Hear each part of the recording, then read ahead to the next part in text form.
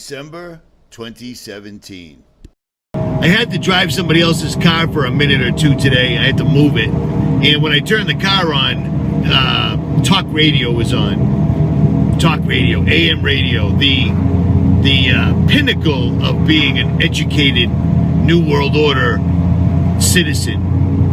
And the first thing that I heard was some accountant or Wall Street guy explaining how Bitcoin was going to be or was already more valuable than gold. Ding, ding, ding, ding, ding. There's the trick. Bitcoin's going to be more valuable than gold. Gold, the one thing, for whatever reason it is, for whatever reason, has stood through time immemorial. It's what they make. Everything that's made to do incredible or unbelievably extreme things is made of gold. Gold had everything to do with the Egyptians. For whatever reason, the assholes that are running our world right now, because we're just sitting back and doing nothing for the most part, or everyone else is just ignoring it, but I digress. The assholes that are running the world right now take all their cues and pay serious homage to the Egyptians, the pyramid, so forth and so on. So for whatever reason, gold was incredibly important to the Egyptians, from what they tell us, and from what we can find out. They're trying to get the last little bits of gold away. They've already got your house. You'll never own your property because of property taxes. We'll never own anything. And they want all of it. They want every single last bit of it, and Bitcoin is how they're going to do it. That have at their inception some sort of national security state component that have become widely adopted, have a carrot and a stick phase. And I think the internet has had a very long carrot phase. But if you go and look at the origins really of the internet in the 90s, it was a lot of framing it as decentralized and all of this, and getting people on it, getting people to trust it and become dependent on it, which now the world is, especially economically. And then you want access to the internet, you have to use our digital ID system or our programmable surveillable money system, et cetera. Like, that is the stick that we all kind of know is going to come at some point, right? Because it's centralized through the ISPs. You want access to the internet, you have to go through an ISP, and how many meaningfully decentralized, freedom-loving ISPs are there? Well, not many. And for places that didn't really have access to an ISP before, they're all being herded onto Starlink, which is basically an extension of the US military, right? And so I think, in addition to that being the case for AI, I think it was true for things like Bitcoin, which was framed as initially decentralized freedom money. Did it have that potential just as the internet had that potential at one point? Sure. But now it's being herded into not being a medium of exchange, which is the only use case, in my opinion, that would allow it to be any sort of freedom money.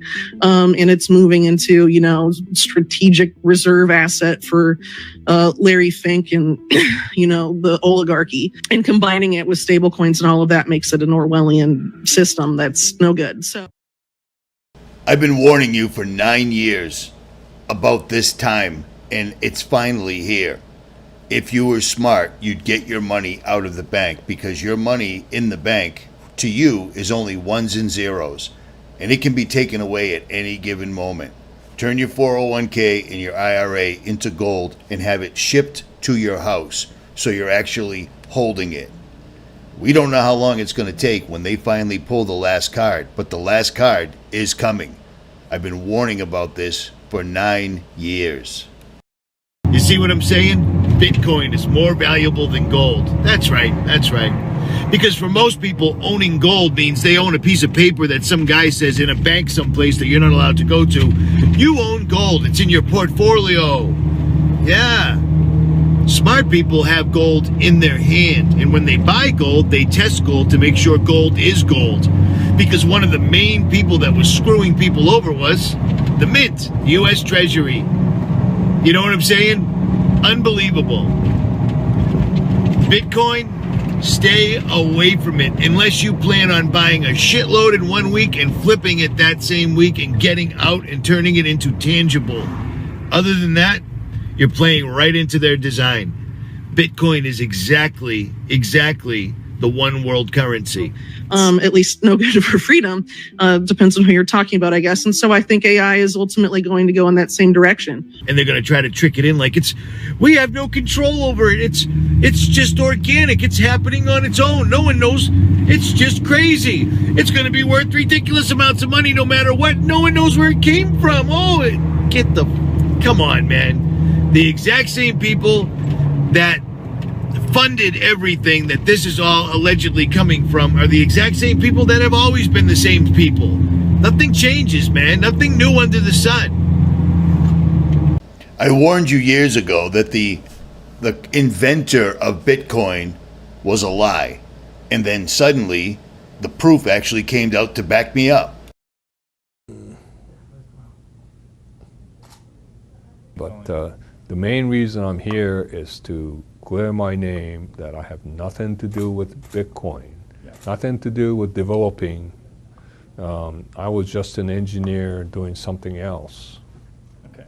And if you look at the time span, 2001, when it was supposed to be developed, I wasn't there. I was working for the government through a contracting company. That's not me. Okay. I never communicated with Bitcoins. Okay.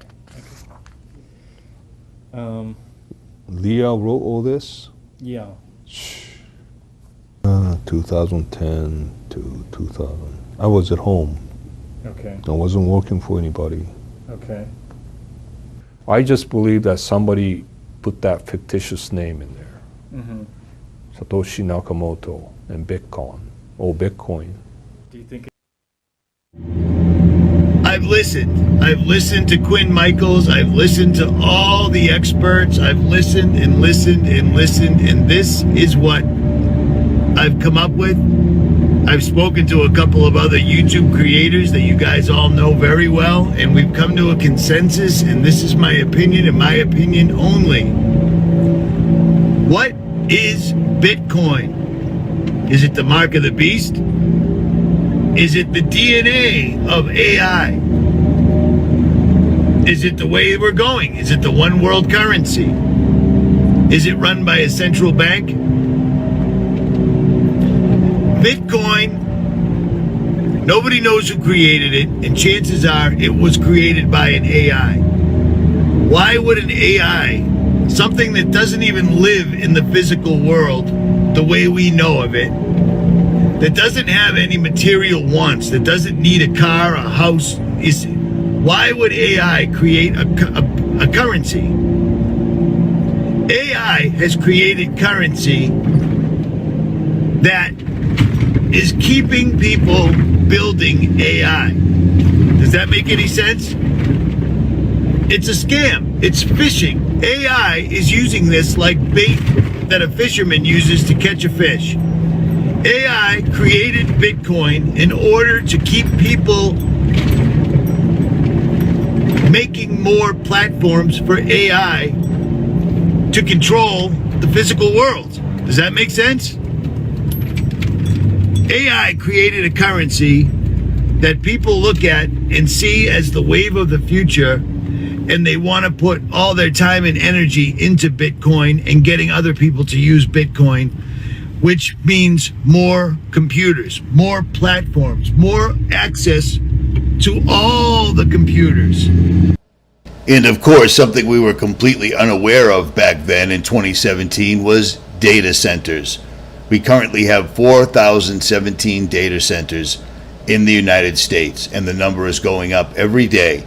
And every data center that they get up and running instantly starts siphoning off all the electricity that Americans need and all the water that humans need, and they don't care.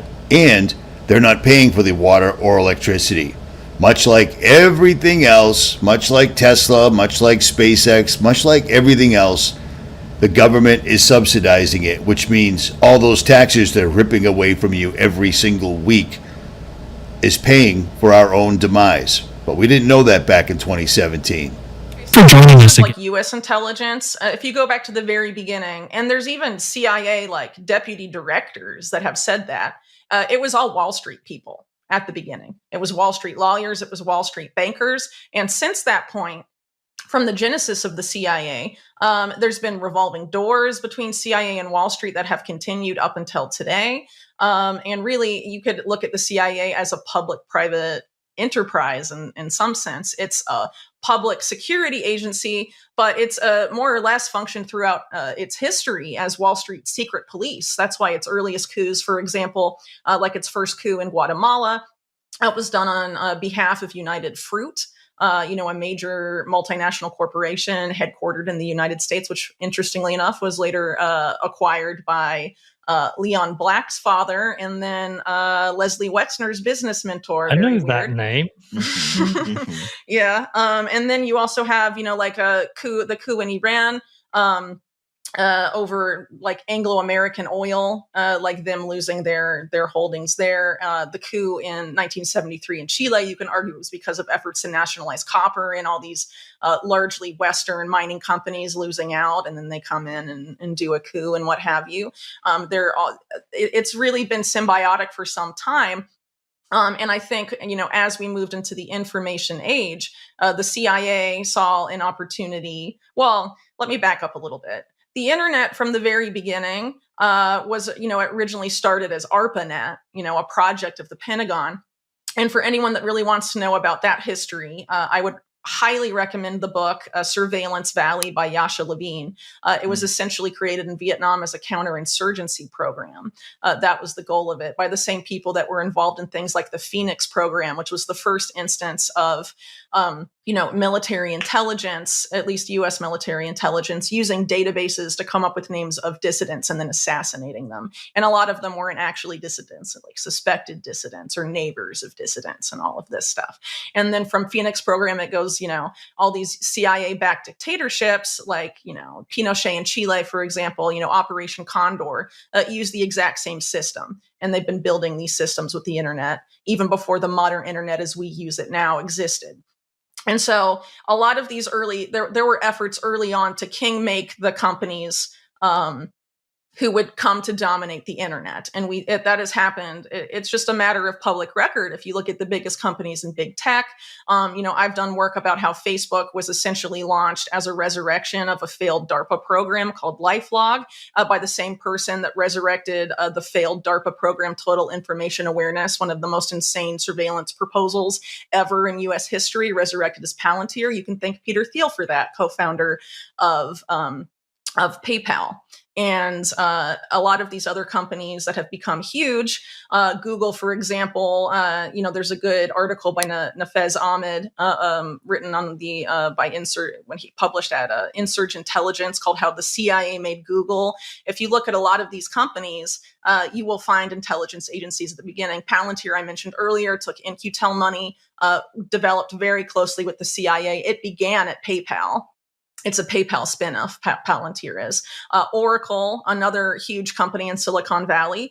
Larry Ellison, before he started Oracle, was working on Project Oracle at the CIA on databases, and was the infrastructure for Oracle as we know it now.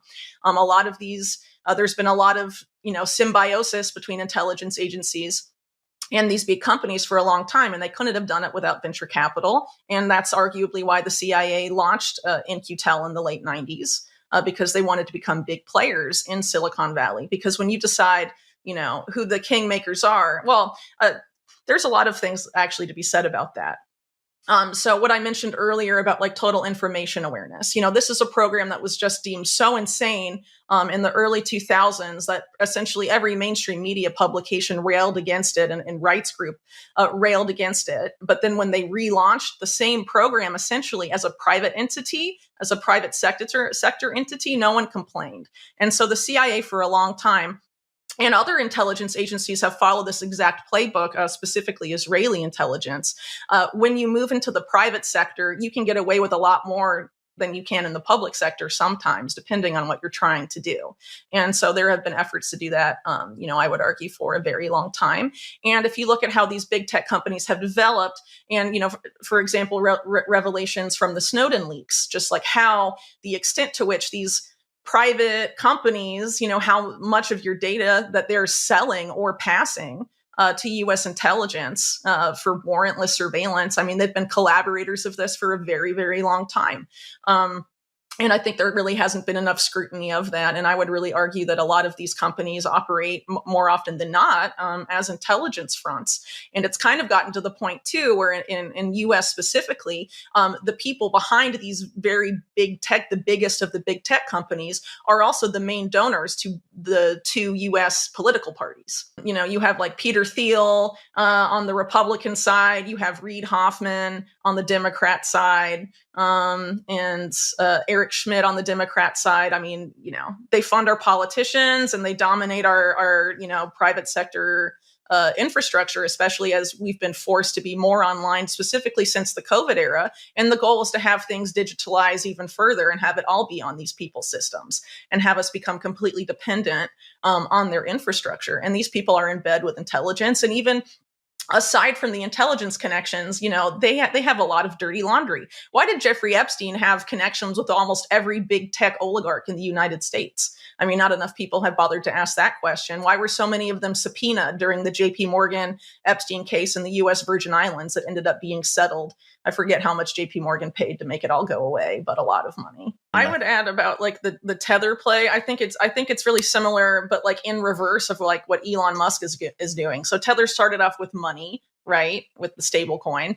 And now they're going into satellites and brain chips. Musk is doing brain chips and satellites, and he took over a social network, arguably for the user data. And now he's turning or has made it very explicit his intentions to turn Twitter X into a bank that he hopes to be half of the financial system. Why is that happening? It's very odd. And then when you consider all these like PayPal link ups, well, of course, Musk being a co-founder of PayPal, it's all very like, yeah. So like on that note, a lot of the talking points by prominent Bitcoin influencers for some time has been like, this is a solution to irresponsible central bank policy, government fiscal policy, and you know, things like that. And a debt-based monetary system in general, fiat, what have you. And so what are the implications then of this system that's aiming to, you know, yoke the dollar to that and use it to perpetuate the dollar? I think people should seriously be asking themselves, because we're, you know, right now you have like Bitcoin only companies taking lots of money from Tether and being like, we're going to use the dollar to make Bitcoin stronger and stuff. But you can't do that and then also be like, you know, fiat bad, central bank bad, and then just essentially team up with that same system. I mean, it just seems kind of weird, doesn't it? Well, on the case of Saudi Arabia dumping the petrodollar, you could argue that 𝗦𝗵𝗿𝗄 for some time has been moving away from the dollar well before that official announcement. Basically, when he came to power, he was trying to move Saudi Arabia to a post-oil economy. He launched his Vision 2030 plan. And you know, made overtures there that he was going to try and move Saudi Arabia away from oil and sort of make it a leader in the fourth industrial revolution, including in fintech. And we've also seen like other big actors in, you know, Middle Eastern oil specifically, like in, you know, the United Arab Emirates, for example, do kind of essentially the same thing.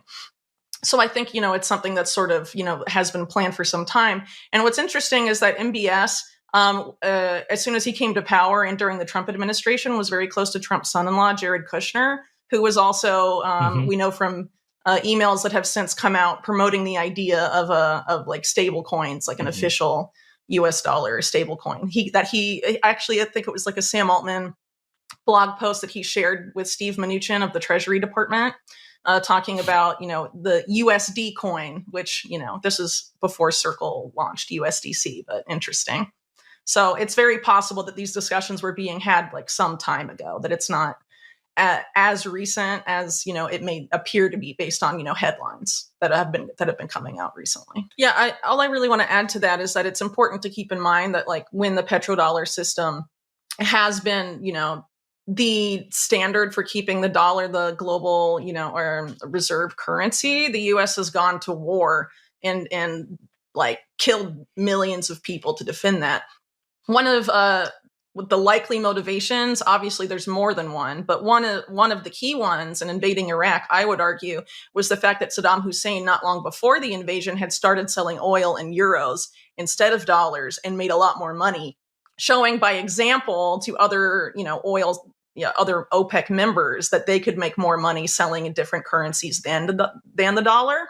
And then, of course, you have the case of Libya, in 2011, where Gaddafi was trying to move to a gold-backed currency called the dinar and was selling that to African countries, a lot of which either use dollars or they use, French financial stuff. And that's why you had the US and France essentially lead that regime change operation with devastating consequences for Libya, which used to be the safest country in Africa, then became the most dangerous, and has been cited as an example of or a reason for why immigration got so out of control in Europe after that point. So there are cases where the U.S. government, or rather U.S. empire, is willing to go to extreme lengths to defend the dollar. So the idea that they would just sit idly by and just let dollarization happen without having some sort of plan in the works, especially knowing that they couldn't keep this going indefinitely and that the world was going to move at some point to a post-oil economy.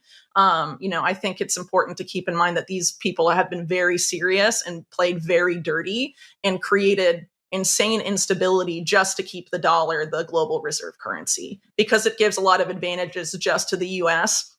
And I fully feel that they intend to keep those advantages, even if it means a different system. I understand exactly what you're saying. And it is true for the average Argentinian that in some cases, this can be a lifeline. I get that. But it's important to look at the big picture here. And the big picture is that countries like Argentina and also Lebanon and several countries throughout the world have been targeted by economic warfare for a very long time. Argentina is a very good example. You could argue it began in the 70s and the 80s, and with the economic policy. I mean, when Argentina was a military dictatorship, some of the financial policies they adopted were completely insane. You had a neoliberal in power during the 90s who was very bad for Argentina, in my opinion, Carlos Menem. And then you had their economic collapse in 2001, which, again, you could argue was a direct consequence of a lot of those policies, both of the dictatorship and of Menem's presidency. And then you have the IMF come in and all these other entities. And what they try and do after the 2001 economic collapse is have Argentina engage in things like debt for land swaps, debt for resources swaps. And this has been going on not just in Argentina, but lots of, most of Latin America, arguably, for a very long time. And it's a resource grab. Yeah. And, some of what we allude to in this piece and what we hope to allude to in an upcoming reports and, a book, is that a lot of the, people that, I've written about and that Mark's written about and that we've written about together are the engineers of that expressly. And by blowing out Latin American debt in the 80s and 90s, it was a way to basically yoke Latin America to the United States and, or more broadly, a lot of the transnational economic interests that are based in the United States, like Wall Street banks, for example. They engineered a lot of this, and so the situation in Argentina now didn't just come out of nowhere. And obviously, Argentina's central bank has a lot of the blame, but that also didn't happen in a vacuum. Presidents appointed the heads of the central bank that made those policies, and even someone like Milei, who's railed against the Central Bank of Argentina, put former central bank president in a top post in his cabinet. So, these are choices that have been made by politicians. As someone who's been and reported from the ground on Argentina and on Argentinian politics, the corruption there, they just don't even, there's politicians in Argentina that don't even try to hide how corrupt they are. It's just flagrant in some instances in a way I've never experienced anywhere else in the entire world. So I honestly think that what's happening in Argentina, yes, those people have may need stable coins because of the current economic situation, but I think that it was engineered to be that way. They were engineered into that position. And who benefits from that? The same people that I would argue created the solution and created the problem. Well, it's important to understand that there was an explicit effort to limit the discussion about Epstein, to make it just about the sex crime so you don't look at anything else. Mm-hmm. Right. And he specifically was managing money for the Bronfmans during the insider trading. That was why he came down. Well, it was suspected because Bear Stearns had the Bronfmans as a tax client, and Epstein left Bear Stearns because of, allegedly, because he was the SEC was investigating an insider trading scandal involving the Bronfmans' owned company Seagram's. And the SEC was tipped off that Epstein had information about that, and they went to question him at Bear Stearns, and then he was let go. And there's a lot of, he gave different reasons as to why he was let go, and so did the bank. But there's, a significant body of reporting supporting that it was related to that insider trading scandal, which also involved people from Drexel Burnham Lambert and the junk bonds. And you see a lot of Drexel people swimming around Epstein afterwards, like Leon Black, for example, who led their mergers and acquisitions department and were involved in, all sorts of financial criminality. And in that same period of time, he's visiting the White House regularly. And he's going on official like Microsoft business trips with Microsoft's chief technology officer. And then later in 2001 tells the UK's Evening Standard that he made all of his money because of ties to Donald Trump, Leslie Wexner, and Bill Gates. And people act like Bill Gates and Epstein didn't meet until 2011 when he was no longer affiliated with Microsoft. There's been a huge cover up of all of these other connections of Epstein there. I feel like my whole purpose as it relates to Epstein research is to make people aware of that, because, I would argue that the reason Epstein went to prison and all of that stuff happened is because there was a major factional issue within this group, and there were particular interests that wanted Epstein out, and they wanted to demonize him and make him look very bad, but they didn't want enough to come out that it would implicate stuff they were also involved in or had previously been involved in the past. Now, Are you still talking about Jeffrey Epstein? This guy's been talked about for years. You're